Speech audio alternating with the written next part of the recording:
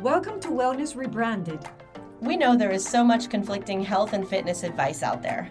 And you're tired of the wellness fads, endless diets, and impossible standards that make you feel like nothing you do is ever enough. You're ready to tune into your mind and body and feel empowered around health. We're the Healing Trio, here to help you redesign your relationships with food, fitness, and yourself. I'm Elizabeth, registered dietitian and certified intuitive eating counselor. I'm Maria, licensed mental health therapist. And I'm Tara, personal trainer. Together, we're changing the narrative on health away from diet culture, hustle culture, and toxic positivity and towards healthful self-care. So grab your water bottle, get ready to laugh, learn, and grow. And let's start rebranding your wellness journey. Hey there, it's Elizabeth, and I've got a really important and free 10-day video series that I want to tell you about. It's called Informed, Diet Culture Truth Bombs You Need to Know Before Changing a Thing About Your Eating in January. Every year I see the same flashy and misleading diet culture marketing preying on people's insecurities as we head into the new year. I see well-meaning eaters falling into the same restrictive food traps again and again, jumping into programs and approaches that not only don't solve, but actually worsen their eating struggles and relationship with food in their bodies. And I think, if only they could know some key facts about dieting, food restriction, and what is and isn't likely to work when it comes to supporting their eating, health, and well-being, before committing to a single change. Well, now you can. In a 10-day series of short, I'm talking 5 minutes or less, videos, I'll be pulling back the curtain on the most important information you need to know to make a fully informed decision about how to best approach your eating, health, and well-being in 2024. Just visit my Health and Healing with Intuitive Eating community on Facebook or send me an email at livehealthy@ElizabethHarrisNutrition to join. The link to my email will be in the show notes. I can't wait to see you there. Welcome back to another episode of Wellness Rebranded. I'm Tara, and I'm here with Maria and Elizabeth, and today we are talking about gentle nutrition. So, Elizabeth, tell us, what does nutrition look like when we talk about it without diet culture involved? Oh, that is the question, right? That is. Why is it so hard to talk about nutrition without diet culture? Because it's wrapped up in everything we do. Yes, that. The messaging comes from everywhere. Yeah. So in intuitive eating, we call it gentle nutrition. And I always think whenever I'm sharing about this that like to the average person, that probably doesn't mean anything, right? Yeah, Like, I agree. What the heck is gentle nutrition? You've probably never heard of it. So I don't know what it is. Yeah, when you brought it up today, I was like, gentle nutrition. I don't know what it is, but it sounds good. Yeah. So It's gentle. Yeah, yeah, I like gentle. It sounds lovely. So basically, it comes straight from the intuitive eating book. It's the 10th principle called gentle nutrition, but I think of it as like nutrition without the diet culture. And Love that. what I wanted to talk about today are two things. What are the characteristics of non-diety nutrition? In other words, like, how do you know if you have a good nutrition, like a sound nutrition plan or not? If it's helpful versus harmful. Okay. And then also, if you are on the intuitive eating journey, how do you know if you're ready for gentle nutrition? Because one of the things we talk about a lot in intuitive eating is there's 10 principles. They don't necessarily go in order. In other words, you don't have to work through them sequentially in order. But the first one is dropping out of diet culture. I can't think of the exact name for it at the moment. Forgive me, I don't know why. And the last one is gentle nutrition. And then there's, 8 other principles in between. We do tend to save gentle nutrition for last, and I'm sure people who have listened to other episodes on intuitive eating on the podcast have heard me talk about it. But the reason why is because if you haven't done the work of healing your relationship with food and you just jump in with nutrition, most people who are stuck in a diet culture mindset are gonna look at that as another set of diet culture rules instead of helpful, sound nutrition guidance. That makes so much sense because when we've talked about intuitive eating in the past, I know I have gotten caught up in like the honeymoon phase of it where it's just eat what you want and don't worry about anything. And I've always thought like, well, how can this be healthy? Like what if what I actually want is like, cake all day? Right. You know, like there's got to be more to it. So I'm really excited to learn what you're going to teach us today. Yeah, and thank you for saying that, because I think it is something that a lot of people don't understand, particularly if they see or hear about intuitive eating on social media, where they see people eating cookies or donuts and talking about intuitive eating. And if you just eat whatever you want full stop, that's not intuitive eating, because intuitive eating is listening to your body's hunger and fullness cues and paying attention to how you want to support your health through food as well. How foods make you feel after you eat them. Right. And if you're just not paying attention to that, you're not really intuitive eating. You are very much stuck in the honeymoon phase. Mm-hmm. Yeah. Okay, so there are 1, 2, 3, 4, 5. I put 6 characteristics of a gentle or sound nutrition program, however you want to look at it. So the first one is that it should be flexible. And if you think about how we approach food through the lens of diet culture a lot, there's not a lot of flexibility, right? Eat the good foods, not the quote unquote bad foods, or eat this many calories no matter what, or do not ever eat this. Right. Mm-hmm. Or follow these rules and you're doing it right. There's no flexibility with that, right? And the reason why that isn't helpful is, well, what if you're going to a restaurant and you can't follow those rules? Or what if you do want something that's not on the plan, quote unquote plan? Or, you know, what if it's the holidays and you're eating a shifting, or you're on vacation? Or what if you frankly just don't feel like eating the foods on your approved meal plan? Love flexibility. Well, I need it. I mean, because by the way, it makes me, the first thing that comes to my mind is anxiety from my end. Lack of flexibility can contribute with a lot of anxiety. Yes, absolutely. And if it's not flexible, if it's so rigid that it has to fit in this very specific right, wrong box, it's not going to be sustainable. And it sets you up for failure, because if it's not sustainable, how many times are you going to be like, oh, there I am, I messed up again, and then again, and that's when the punishing, self-punishing of all this comes in. Right, and then consistency is the secret there.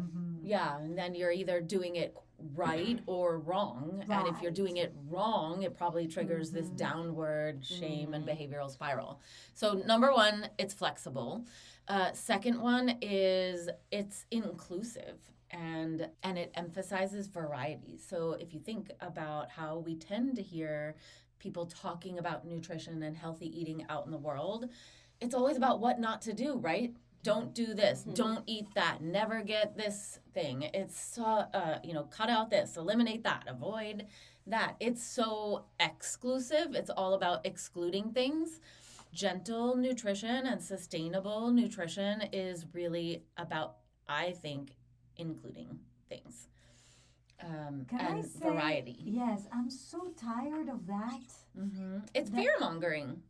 It's like everywhere in social media. It's like 10 things you should stop doing right now in whatever topic. It could be nutrition, it could be mental health, it could be 10 things or 5 things you should never do to your kids. 3 things that you should get out of your life right now. It's like, come on, can we... Okay, like it feels very imprisonment, if that's even a word, right? Like it's just focusing on what I'm doing wrong, and let me focus on that, if it's even true, because many of these advice. Right, good point. Right. That's actually one of the things I love about listening to Elizabeth talk about intuitive eating is it's all about addition. Right. You know? Did you peek at my notes? I did not. I've just been learning from you.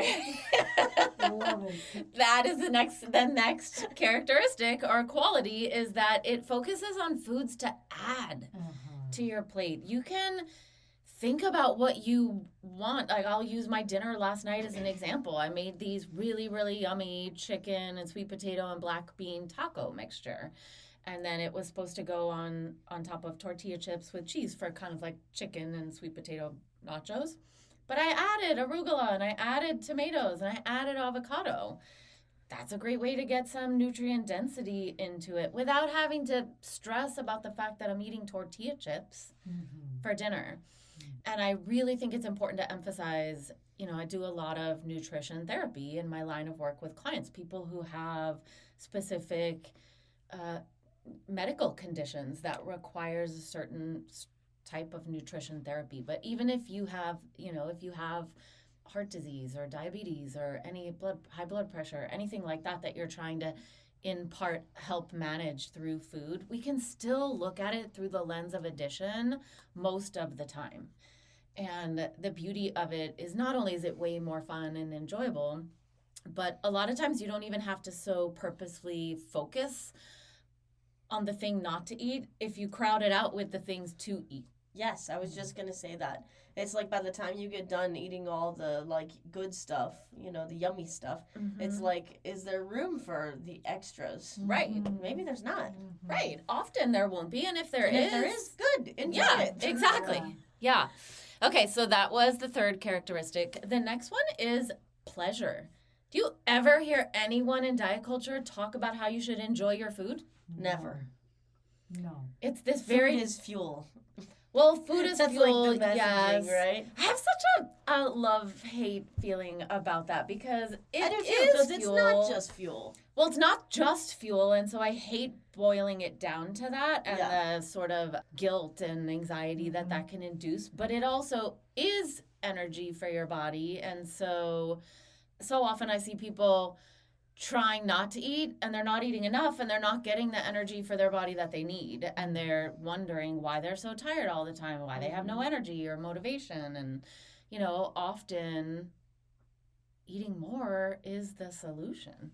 So I have kind of like I see it at the gym all the time with like the bodybuilder dude bros eating their little Tupperware of boiled chicken and plain white rice, and it's like they're forcing it in. It's clearly not enjoyable for them, but they have to eat it to hit their macros for the day, otherwise they won't get the gains. Right. And it's like, what? Come on, what are we doing? Could you not find something with similar macros that's delicious? Right. You have to rely on boiled chicken?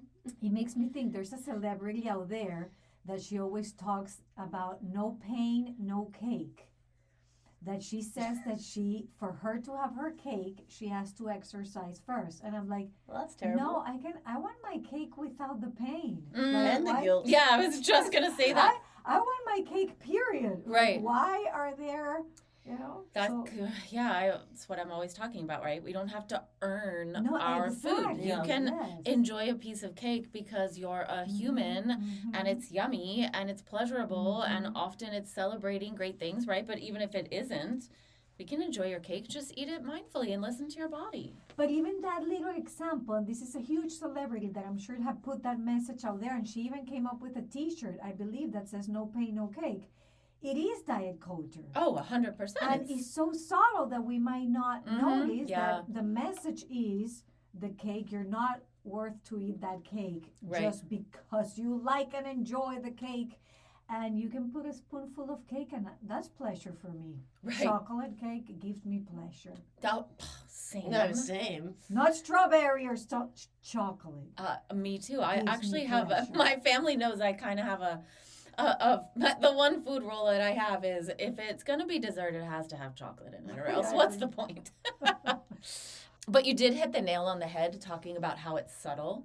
I think that's the problem with so many diet culture messages is that they're so subtle and so ingrained that we may just not even pick up on the fact that they're actually toxic diet culture and not helping us, right? They're actually harming in many ways. Okay, next one is zoom out. So, and what I mean by that is zoom out to look at the patterns of your eating overall instead of getting hung up on, but I got to put this quote unquote superfood in my meal or, where does superfood even come from? Like, marketing. It's marketing. Superfood. Yeah. It's ridiculous. It's not a thing. All foods have important nutrients. All foods are super. Right? So does this has to do with when you talk about most of the time, when you zoom out, see the bigger picture, what are you doing most of the time? It's not the little piece of bread that you had, it's not, not focusing on the super tiny Absolutely. moments, but the bigger picture. Yeah, because I learned that from you, and I love it because it takes so much pressure out of it when you focus on what are you doing most of the time. It doesn't have to be all the time, every single second to the perfection. No. Right, absolutely. And it's helpful both ways, right? If you're looking at it and thinking, well, yeah, most of the time I'm not really probably making helpful food choices, or I'm not listening to my body, well, then that's great feedback that you might want to make a shift, right? Correct. But if most of the time you're doing pretty good with those things, and then you have a piece of cake or you have a sandwich, I mean, you can have a sandwich most of the time, I would argue, but sometimes somebody might have a sandwich and get really freaked out about the carbs, right? So yeah, that is Sounds like absolutely good energy for the body. Yes, definitely what I mean by zooming out. And then the last one is, I think, be meal ready, because that's a roadblock to making supportive choices. If you're just winging it all the time, then you're going to probably make game day decisions that don't feel very good in your body or don't really support your body the way that you would like. It doesn't have to be overwhelming. It doesn't have to be complicated, but you need some sort of plan to be meal ready, which we did just record an episode on that recently, so we'll be sure to link to it.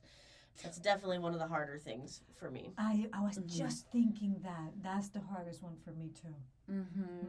I want to do a workshop on that, an in-person workshop. I would love that. I'll come. That's, Yes, it is something that a lot of people struggle with. So if you're working with me, if I'm your dietitian, and if I'm not, and you would like me to be, please send me an email through the show notes, and we should talk. But these are the elements that I look at when I'm building a nutrition plan for my clients. So let's does it review. check all these boxes? Okay, I'm going to try my memory here. Okay. So flexibility, inclusion, Correct. zoom out, Correct. Addition. addition, pleasure. Yes. Meal ready. Yeah. and Yay, you guys got them. Okay. Okay, so that is what I look for in building nutrition programs. Now, I do want to just touch on if you're on an intuitive eating journey. So how do you know where to jump in and whether you're ready to start applying these? So the first thing I would say is, if you're someone that already has a pretty solid, healthy relationship with food, then yeah, you can just jump in with gentle nutrition. Maybe you just don't know, hey, I'm concerned about my heart health and I want to know which foods or eating patterns would best support that. Or Wait, how do I know if I have a healthy relationship with my food? Thank you for asking. It's exactly what we're going to get to. Oh. Man, we are just on it today with know. your thing. I feel like I could excuse myself and you guys maybe could do this. It's just because I want to know. I don't even know if I have a healthy relationship, so I want to Yeah, know. well, so I just wanted to make the point that if you know you already feel great about food in general, it doesn't cause you stress, guilt, anxiety, you're not constantly jumping in and out of diets or feeling frustrated, then you can jump in straight to nutrition. If you don't have a healthy, supportive relationship with food, jumping in at this point is maybe not the most helpful. There are exceptions. If someone does have a medical condition, we might weave these principles in earlier in the intuitive eating journey specifically. But here are some things that you can ask yourself if you aren't sure about your relationship with food. So Maria, this will be helpful for you. Okay. Or if you're on the intuitive eating journey, you've been doing the healing process, this will kind of give you a glimpse of, am I ready for this? So the first one is just, do I have a lot of food rules? Do I have a lot of rules about what I think I'm supposed to eat? Am I worried about, for example, that I shouldn't be eating carbs, or avocados have too much fat, or I cannot eat, before 11 a.m. or any of those types of food rules. Do you have a lot of them? Or if you're further on the intuitive eating journey, have you broken up with those rules? The next one might be, do you have a peaceful relationship with all foods? So in other words, do you trust yourself to go buy any food you want, keep it in your pantry, and know that you can eat it in a way that feels good? Or are you thinking, Maria, you're shaking your head. Do you have fear foods, ones you just don't trust yourself with, ones that you just, quote unquote, always overeat and can't, control yourself around, or it feels that way? Maria, any thoughts on that? You're shaking your head very aggressively. Sugar is one for me.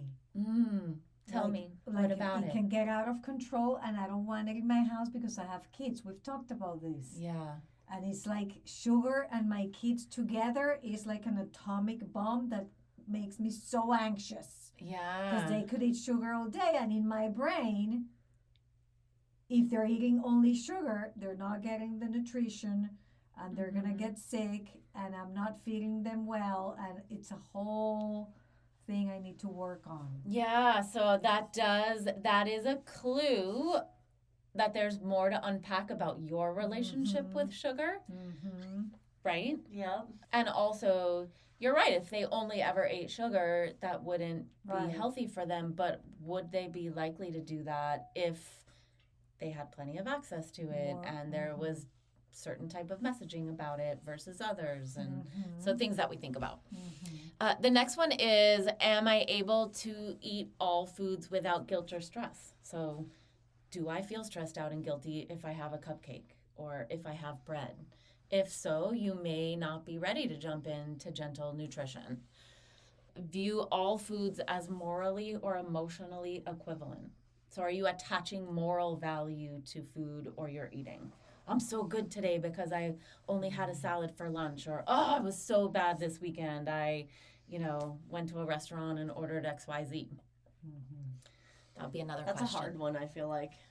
The morality of food is so commonplace that it's hard to, even get that, terminology out of your vernacular, It can be hard. It can really slip back challenging. in. But it's so important because if you're attaching moral value to food, first of all, it just can cause stress and anxiety. That's not helpful around your food choices. The world is anxious enough. We do not need to add food stress to it. Right. But also think about it. If you're in your head worrying about that, you're not in your body listening to how it feels. Yeah. And it's something that if you're worrying about it, you are worrying about it, because we deal with food every single day, several times a day. Yes. So if it's a trigger of stress, you're exposed to it almost 24/7. Yeah, which actually is why I think it is so amazingly beautiful when people heal their relationship with food. It shows up in your life in a million different ways all the time. So it's really, really impactful. Yes. It's not just about the food on your plate. It's how you show up and experience the world and being That's in really it, doing powerful. all the things. Yeah, I think that's can you tell I'm lighting up right now? Because that's why I'm so passionate about it. It changes everything if you have a healthy relationship with food. Yes. Especially if you don't currently have one and you learn how to get there. Am I able to view my body shape or size neutrally? In other words, am I looking at all of my food decisions through the lens of, is this going to make me gain or lose weight? If so, that's a sign that there's a lot of healing to do in your relationship with food, and it may be really difficult to jump in there at Gentle Nutrition and have it be, flexible and inclusive and pleasurable and all the things we talked about at the beginning. And then the last one is just a really great question you can ask yourself specifically if you're on the intuitive eating journey and you're not sure, is, am I interested? Because a lot of times people will reach out to me and say, I actually have one woman in my group right now. She's been trying to work through intuitive eating on her own for a while. And it's really common for people to say, I'm just getting stuck at the gentle nutrition place. I'm having trouble doing it. I don't know why it's not going well. And that's a really common place for people to jump in and start working with me on the journey as well. And it's a lot of times because they don't know the answer to this question, which is, am I interested in incorporating gentle nutrition for my health and well-being? Or am I doing this because I think it's going to change the shape or size of my body? Right. Can you separate the two? That's a tough one. All right, what did you guys learn about non-diety nutrition? What's your takeaway? I think my main takeaway is that it's just so flexible that whatever you feel like eating, can be included. With attunement to your body and its cues and how you want to take care of it. Yeah. 100% that.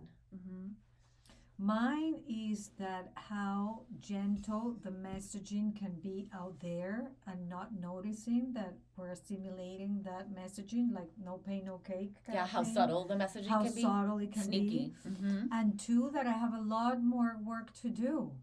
Because every time I hear you talk, I'm like, oh, it's like I always have a takeaway. It's like I really need to listen to what I'm telling myself even more and work on that, because it affects your day to day. That's why your message is so important. Yeah, because I think that too. Like listening to some of this, I'm like, oh, could I answer that question? Yes, or do I have a little more work to do? Right. There's a couple areas where I think I could work on it. Yeah, and there's no shame in that, right? I mean, we're all learning and growing all the time, and these things run deep, and our relationship with food is formed throughout our lifetime. So if you are trying to change it, it's going to take a long time and practice and patience and continued exploration. And we want to acknowledge that it can be hard. That it's not a one, 2, 3 step kind of thing. Yeah. It takes a process, and we understand it's not easy, but it's so worth it. Because it brings a life change that we're going to appreciate forever. I'm so glad you said that, because one thing as we close out that drives me crazy when people imply or think, if I don't focus on weight loss, it means I'm letting myself go or I'm giving up. Intuitive eating is way harder than trying to follow a diet. Healing your relationship with food is so much deeper and in many ways much harder work than just, I'm going to just try to do the thing that somebody told me to do. Even though we all know that thing doesn't usually work. It's like real work rather than just rules. Yeah. It's like, And work that you have to do while all that subtle messaging is still super loud out there. 100%, which is why getting support can be really, really powerful, and finding your non-diet tribe. So that's all for today. Short and sweet, but hopefully really, really powerful. If you would like help with your nutrition or healing your relationship with food, please reach out. I would love to hear from you, chat with you about your goals, share how I may be able to help you. And thanks, ladies, for being here with me today. Thank you. Thank you for listening. If you want to connect with me outside of this podcast, you can find me on Instagram at coaching_therapist. I'm Elizabeth. You can find me at Elizabeth Harris Nutrition or in my Facebook group, Health and Healing with Intuitive Eating. And I'm on Instagram and Facebook at Tara DeLeon Fitness. Guys, if you loved this episode or any of our other episodes, we would love it if you would leave us a review on Apple Podcast. It really, really helps us get the non-diet word out to the rest of the world. So please leave us a review. Yes, thank you.